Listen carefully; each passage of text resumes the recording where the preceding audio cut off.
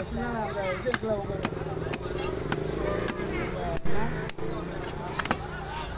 Light house. ஆமாம். அது main இதான் விற்கிறாங்க.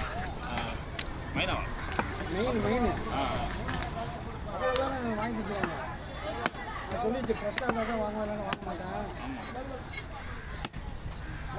நல்லா தெரியாமல் பண்ணிட்டேன். சரி. நீ சாப்பிடுவீங்களா ராஜா? நான் சாப்பிடுவேன். நல்லா நிறைய சாப்பிடுவேன். நல்லா இருக்குல்ல?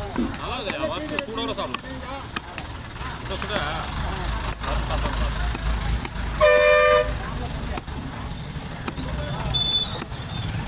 சாப்பிட்டாலும் சாப்பிட்டா